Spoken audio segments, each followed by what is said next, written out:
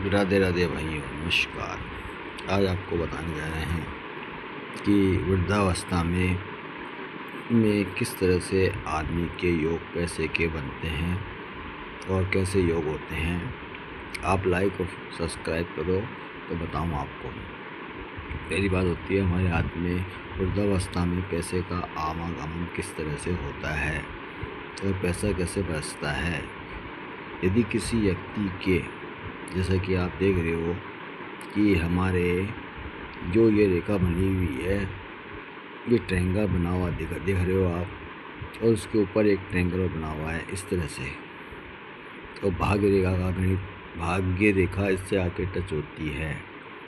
साथ में सूर्य रेखा का भी इसका मूवमेंट यदि हमारे ट्रायंगल के साथ संबंध होता है तो पैसा खूब बरसता है।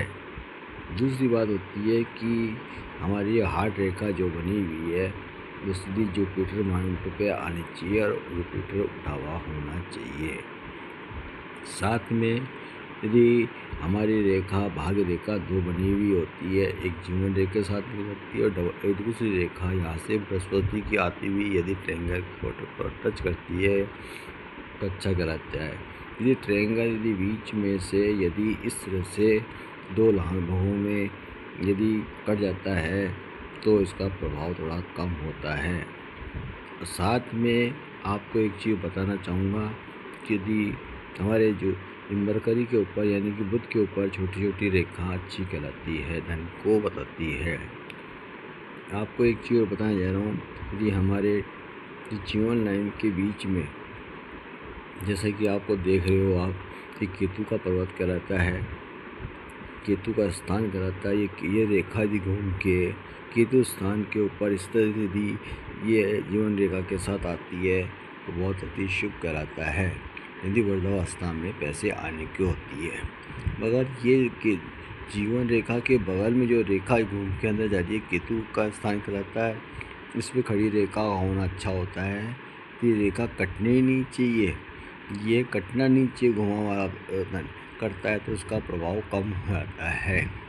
ये वर्टिकल जो लाइनें आती है, ये शुक्र उठा हुआ है, ये भी अच्छा कहलाता है और धन को और संतान को शो करता है।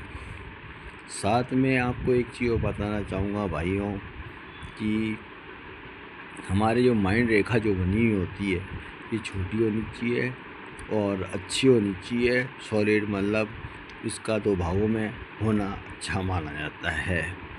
यदि इस तरह के यदि आपके साइन है तो वृद्धावस्था में धन और पैसे की कोई कमी नहीं रहती है। पैसा बिना मांगे, बिना कहीं ना कहीं से वह स्वयं ही खुद ही अपना उपार्जन करके, मेहनत करके वृद्धावस्था में भी अपना पैसा इकट्ठा कर सकते हैं।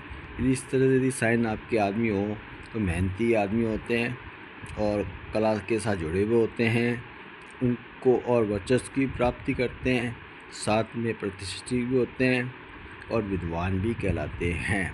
भाग्य उनका सहयोग देता है। राधे राधे भाइयों।